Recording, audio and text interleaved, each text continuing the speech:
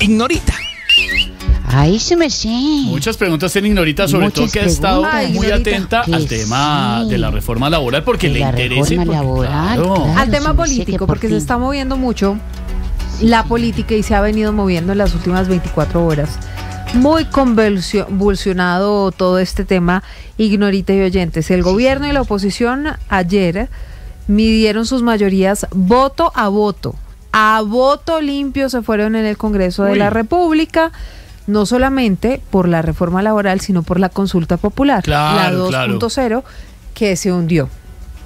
Pero vamos de inmediato al Congreso de la República con Andrés Carmona para que nos cuente, Ignorita, no solo esto, sino que viene.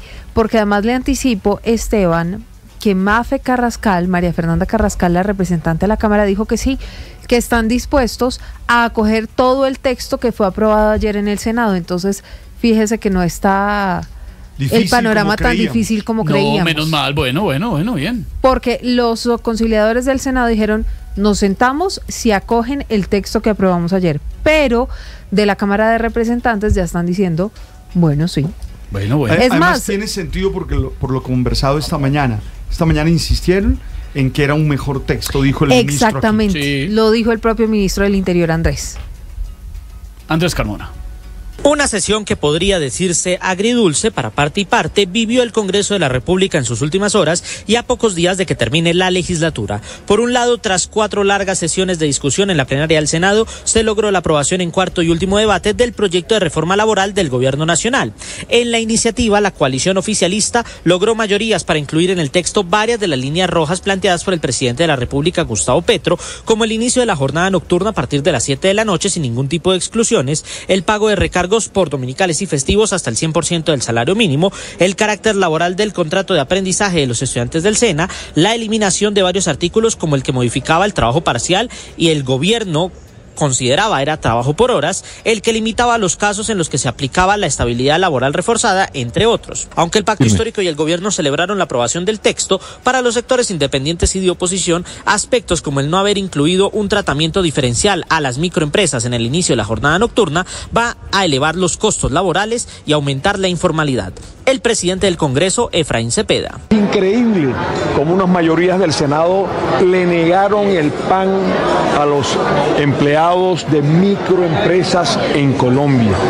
¿Cómo no aceptaron un certificado también para generar empleo? Pero la oposición y los sectores independientes no se quedaron con la derrota. Acto seguido decidieron abrir la votación de la consulta popular recargada, que contenía 16 preguntas tanto de la reforma laboral como de la reforma a la salud. En ese momento, los integrantes del pacto se retiraron del recinto buscando desbaratar el quórum, lo que generó el malestar del resto del Senado. El resultado al final fue 52 votos en contra de la consulta y 2 votos a favor.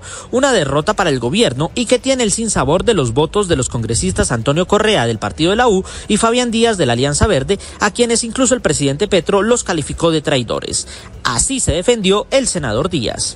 La palabra era agotar el orden del día. El día de ayer nos quedamos honrando la palabra para de esa forma salvar la conciliación. Una conciliación que en estos momentos... Ahí está precisamente, Silvia, todo lo que pasó, y mi querida Ignorita, en el Congreso de la República. Bueno, le voy a preguntar, don Alvarito, ayer pasó la reforma laboral y hundió la consulta popular 2.0. ¿Qué es lo bueno, qué es lo malo y qué es lo feo de la jornada de ayer en el Congreso, su merced? Pues yo no le veo nada feo ni malo, yo le veo todo bueno a lo que pasó ayer. Ignorita, usted me ha oído durante años en este programa pidiendo que se llegue a acuerdos. Sí, señor. Yo no estaba a favor de la propuesta laboral inicial del gobierno, pero creo que fue evolucionando y cambiando, y los congresos están para eso. Pretender que un país se puede quedar sin reformas, y con un congreso sacando normas menores, y que no pasa nada, es un error. Estos son países que necesitan cambios. Sí, sí. Y para eso están los congresos, y depende de las mayorías. En el 2002 hubo unas mayorías para una reforma laboral muy distinta a esta. Pues las mayorías cambiaron, pero sí se podían poner de acuerdo, sí podían introducirle cambios. Que el gobierno impuso algunas cosas, sí, pero perdió otras. Toda la sección el tema sindical se cayó. Entonces, se vio que la democracia puede funcionar, que las partes pueden llegar a acuerdos, así sea voto a voto, y que la consulta popular no se necesitaba porque se tramitó en el Congreso, por eso se hundió. La mató no los votos, la mató la aprobación de la reforma laboral, que la hizo innecesaria. Lo que la había hecho viable fue el hundimiento. Cuando revivieron la reforma laboral y trabajaron juiciosamente, pues se cayó la consulta, y esa es la manera para que el Congreso evite esas formas de consulta popular que tanto miedo le produce. Gracias, don Alvarito. Don Pedrito, ¿y su persona qué nos dice? Ayer pasó la reforma laboral y hundió la consulta popular 2.0. ¿Qué es lo bueno, lo malo y lo feo de la jornada de ayer en el Congreso, su merced? Lo bueno, Ignorita, es que el Congreso debatió, el Senado hizo un debate, se oyeron todas las posturas, la oposición hizo su trabajo y el gobierno también. Y a mí me parece que eso es bueno. Mire que en la encuesta de ayer de Inbamer ya se registra un repunte del Congreso, aunque está todavía muy abajo en favorabilidad, pues la gente está mirando al Congreso como una institución que puede ser dique de contención de actitudes un poco casi que rayando con lo inconstitucional. Lo malo, me parece que esa reforma no tiene como un valor muy importante al no tener en cuenta la posición de los empresarios. A mí me parece que ahí hizo falta, en gran medida, qué opinaban los empresarios, porque mire usted que ahí hay muchas medidas que eventualmente puede llevar a que los empresarios pues tomen decisiones que puede terminar afectando a sus empleados por los costos económicos que en muchos casos puede traer esta reforma laboral.